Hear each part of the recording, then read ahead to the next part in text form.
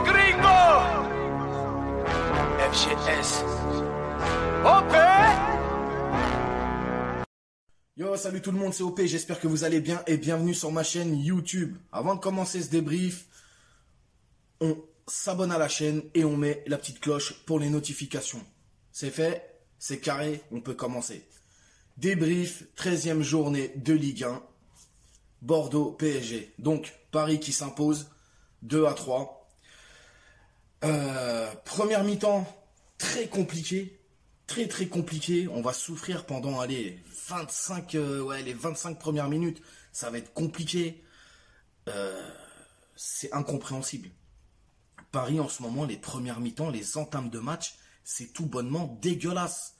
On sent qu'on est fébrile, des pertes de balles, il n'y a pas de milieu, bref, c'était n'importe quoi. Bordeaux, eux, vont être sereins, vont mettre leur jeu en place, vont être dangereux. Heureusement qu'on a quand même Navas qui fait son travail. Bref, ça a été compliqué pendant les 25 premières minutes. Et à la 26e minute, le petit déclic, Mbappé, passe transversale dans les pieds de Neymar. Neymar, le magicien, comme à son habitude, nous sort un truc du chapeau et s'en va marquer un but. Paris mène 1-0. Neymar ouvre son compteur dans le jeu, parce qu'il avait marqué sur penalty à Lyon, il me semble. Donc là, c'est dans le jeu. Neymar ouvre son compteur but dans le jeu, je le répète. Donc 1-0 pour le PSG. Magnifique hommage à son ami disparu, paix à son âme. Neymar, donc voilà, qui s'en va faire le geste du cœur avec son t-shirt, avec une dédicace pour son ami qui est mort, il me semble, dans un accident d'avion, je crois. Donc voilà, qu'elle repose en paix. Neymar sur cette rencontre, les gars, en tout cas, première mi-temps, il a été magistral. On va pas se mentir. Alors, j'en ai vu sur Twitter et les autres réseaux. Oui, vous critiquez Neymar, mais ce soir, vous allez tous fermer votre... les gars, arrêtez vos salades.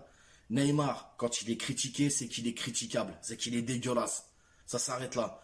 Quand il est bon, on le dit. Et ce soir, il a été bon. En tout cas, première mi-temps, il a été magistral. C'est tout. C'est lui qui a orienté le jeu. C'est lui qui a fait jouer les coéquipiers. C'est lui qui avait les clés. Et il a fait ça bien. Tout simplement. Bref, à partir de ce but-là, on a senti un Paris qui allait mieux dans cette première période. Paris qui a mis le pied sur le ballon. Paris qui a fait tourner, qui a joué son jeu. Et il y a eu un espèce de semblant de collectif là-dedans. Et j'ai beaucoup apprécié. Beaucoup apprécié. Et d'ailleurs, ça va payer. Ça va payer. 43e minute. Donc on arrive presque à la fin de la première période.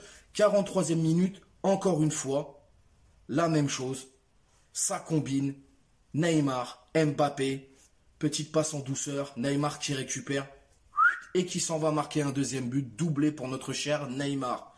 J'étais très content, je l'ai trouvé en forme, mais vraiment en forme. Je trouve là, il reprend un peu de sa superbe, comme on dit. On rentre à la mi-temps, sachant que les 5 dernières minutes de la première mi-temps, Bordeaux, ils ont un peu poussé. Mais quoi qu'il en soit, on rentre, on mène 2-0, c'est carré, c'est propre. Deuxième mi-temps. Alors là, il faut souligner un truc. Je ne sais pas si vous vous souvenez, mais il y a une période où Paris était excellent en première mi-temps et on était dégueulasse en seconde. Et en fait, en ce moment, depuis quelques matchs là, c'est tout le contraire. C'est-à-dire, première mi-temps, on se fait tabasser, on se fait casser la bouche. Deuxième mi-temps, on est bien, on est dedans. Franchement, on est rentré en deuxième mi-temps, on était dans notre match, on était bien, ça déroulait, etc. C'était nickel. Bon, par moments, on perdait des balles. Bordeaux a essayé d'être dangereux sur quelques phases, etc. Mais ça ne fonctionnait pas. On a vraiment mis le pied sur le ballon, comme je disais. Et là, on a fait tourner, ça sortait les balles de la défense. Franchement, c'était propre, c'était nickel. 63e minute. Herrera va lancer Wijnaldum, il va faire une passe exceptionnelle, il va casser les lignes. Wijnaldum, il fait un appel, il est hors norme. Et là, Wijnaldum, 1 contre 1 face au gardien, qu'est-ce qu'il fait? Petite passe à Mbappé, Mbappé qui met son but. Donc voilà, qui met le but. Paris mène 3-0. Et là, je ne sais pas pourquoi, va y avoir un espèce de relâchement. Déjà, 1 minute après, Bernat va sortir pour laisser sa place à Mendes. Et on va sentir un Paris un peu plus fébrile. Bordeaux va pousser. Bordeaux va remettre le pied sur le ballon. Et là, on va sentir que... En fait, ça va être de l'attaque-défense, tout simplement. Attaque-défense, attaque-défense. 74e minute, on a Draxler qui sort. Alors, Draxler fantomatique. Alors, lui, je peux plus le piffrer. C'est incroyable. J'ai même... Qu'est-ce qu'il fait encore là, en fait, lui? C'est des joueurs comme ça, on doit s'en débarrasser, normalement. Lui, il aurait dû partir cet hiver, ou cet été, ou je sais pas quand. Mais quand je dis cet hiver, c'est l'hiver dernier, les gars. Hein. Mais là, c'est pas possible, c'est plus possible. C'est plus possible. Bref, on va en revenir après. Quoi qu'il en soit, Draxler qui sort, Gay qui rentre, et on a Dina Mbimbe, que j'ai trouvé pas mal aussi, le petit jeune Dina Mbimbe, il a eu des moments de flanquement, hein, on va pas se mentir, il a eu quelques petites lacunes, mais sinon, il a tenu son rôle, il a été pas mal. Et Danilo qui va rentrer à sa place, donc à la 74e minute, et là, 4 minutes plus tard, on va le payer, voilà, Danilo qui ne sait quoi faire de ses grandes jambes, pas longues jambes comme je l'appelle, et qui va nous faire une faute de balle, je sais pas comment appeler ça. Elise, en tout cas Adli, superbe passe, je sais pas comment on peut appeler ça là, fouetté sur le côté. Elise qui va marquer pour Bordeaux. Bordeaux revient à 3-1. Et là on va sentir un Paris en souffrance, donc on va vraiment souffrir. Bordeaux va pousser. On va encore craquer à la 92e minute. Mbanyang qui va mettre un but, donc 3-2. Là, pour vous dire, les gars, j'ai commencé à avoir les chocottes, hein, parce que on connaît Paris, c'est compliqué. Surtout que Bordeaux, à partir de la 70e minute, ils ont commencé vraiment à pousser les mecs. Et on a senti un Paris qui reculait vachement. Donc voilà. Quoi qu'il en soit, déjà, il faut savoir que la compo, elle avait rien à voir avec celle du départ que moi j'ai donné ou d'autres. On est parti sur un 4-2-3-1. 4-2-3-1. Ouais, c'est ça, 4-2-3-1. C'est-à-dire, on avait Kerrer, on avait... Oui, parce que Diallo, il avait le Covid, les gars. Pour ceux qui ne savaient pas pourquoi. Donc, Kerrer a joué. Donc, on avait Kerrer, Marquinhos, Bernat, Hakimi. Le milieu, c'était Dina Ebimbe avec Herrera. Et on avait Wijnaldum en 10, Neymar... Draxler et Mbappé en pointe. Donc voilà, c'était complètement... déjà, c'était farfelu. Moi, quand j'ai vu ça, c'était farfelu. Mbappé aussi qui va céder sa place à la 86e minute pour Icardi. Donc il va pas faire grand-chose non plus. Mais quoi qu'il en soit, voilà, 4-2-3-1. La surprise générale. Alors par moment, sur la première période, on a vu des phases offensives où on jouait à 3 derrière. Bref, beaucoup de choses à dire sur ce match. Déjà, Diallo. Le Covid, donc moi personnellement, par rapport à Kerrer, je l'ai trouvé bien. Kerrer a tenu son rôle, même si j'aurais préféré Diallo, mais bon, Diallo était malade, il a le Covid, il pouvait pas être là. Mais sinon, quoi qu'il en soit, Kerrer propre, voilà, il a fait son match, il n'y a rien à dire, même si, encore une fois, il y a quelques lacunes, parfois j'ai envie de lui... Bref, tu m'as compris. Bernat, je l'ai trouvé sans plus. Après, il revient, les gars. On va pas se mentir. Hakimi. Alors, Hakimi, bon. Frérot, t'étais à l'Inter. Tu faisais des prestations hors normes. T'étais à Dortmund. Tu fais des prestations hors normes. T'es arrivé à Paname, frérot. C'est pas Disneyland, ma gueule. Commence à te ressaisir, ma gueule. Wesh. Ça fait 4 matchs, là. 4 matchs que t'es pas dedans. Alors, je veux bien, tu vas au stand de tir, tu vas dans les restaurants... Hein, tu vas à droite à gauche, tu fais ce que tu veux, mais frérot, sur le terrain, faut donner. Faut donner. Ça y est, c'est terminé la récréation. Là, ça fait 4 matchs, t'es pourri, frère. Donc, on se réveille, on se remet dans le truc, et on donne tout. De toute façon, il y a la trêve internationale, chacun va aller dans ses pays respectifs, et quand on revient, on se remet la tête à l'endroit. Hein, parce que là, c'est catastrophique, Hakimi. Franchement, même s'il a été vite fait bien sur la deuxième période...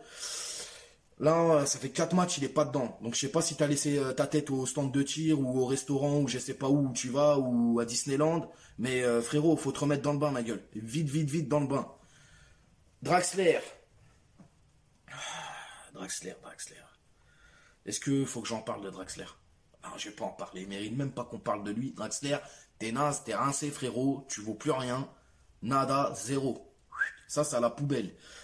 Wijnaldum, il a fait... Bref, dans l'ensemble, sinon l'équipe, ça a été... Il y a eu un semblant de collectif, on va pas se mentir. Après, hein, ça faisait depuis le 15 mars 2015 que Bordeaux n'avait pas gagné contre nous. Donc ça fait 6 piges. On continue notre invincibilité par rapport à Bordeaux, c'est cool. Quoi qu'il en soit, on repart avec les 3 points. Donc on est toujours premier maintenant avec 34 points. Mais voilà, hein, toujours pas de jeu, toujours pas de jeu. Alors est-ce que c'est inquiétant ou pas? Je ne sais pas. Est-ce que c'est à nous de le dire? Je ne sais pas, parce qu'apparemment... on tape trop sur le PSG, hein. Ça fait chier certains, mais bon, c'est comme ça. Quand on aime, voilà, on compte pas, hein, comme on dit. Donc, quoi qu'il arrive, je continuerai à le dire. Quand Paris pue la merde, il pue la merde. Quand Paris est bon, Paris est bon. Mais ce soir, Neymar, je le dis haut et fort, et j'assume, a été magistral. Neymar, homme du match. Homme du match. D'ailleurs, on va faire les tops et les flops. Pour mes tops, Neymar, Marquinhos et Mbappé. Alors Mbappé, certains vont me dire ouais, mais il a raté tout. Bref, c'est quand même lui qui fait les 2 passes décisives pour Neymar. Et en plus, il met un but. Pour les flops, donc ce sera Hakimi, Danilo parce qu'il nous concède un but et Draxler. J'aurais pu mettre Mendes, mais bon, il est rentré en deuxième, il a essayé de faire comme il pouvait, voilà. Draxler. Donc Hakimi, Danilo et Draxler pour les flops. C'est la trêve.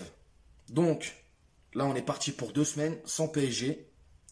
J'espère que on va retrouver une équipe qui va quand même prendre conscience qu'elle peut mieux faire, parce qu'elle peut vraiment mieux faire. J'espère aussi qu'il va y avoir une remise en question de la hiérarchie, hein, qu'on va commencer à mettre de l'ordre un peu là-dedans, parce que là, on a vécu des semaines, là, les gars, ça a été un peu... tout et n'importe quoi, mais vraiment, vraiment, vraiment. Donc voilà, j'espère que tout va se remettre bien à l'endroit, les mecs. En tout cas, victoire du PSG, je pense qu'on peut s'en contenter. Comme j'ai dit, il y a eu un semblant de collectif, c'était plutôt pas mal. Sur ce, je vous le redis, on s'abonne, on met la petite cloche pour les notifications, commentez, likez, partagez, et puis je vous dis, moi, à bientôt sur la chaîne. De toute façon, le lundi, le mercredi et le vendredi matin, à partir de 9 h, je suis en live sur la chaîne Seiss Paname, avec mon acolyte Seiss, pour Paris s'éveille, une émission matinale où on traite de l'actu, etc. Donc rendez-vous lundi matin, et puis moi, je vous sortirai peut-être un épisode 3 de PSG Story, et on va parler d'une épopée européenne. Une belle vidéo, vous inquiétez pas. Ciao, bonne soirée les gars.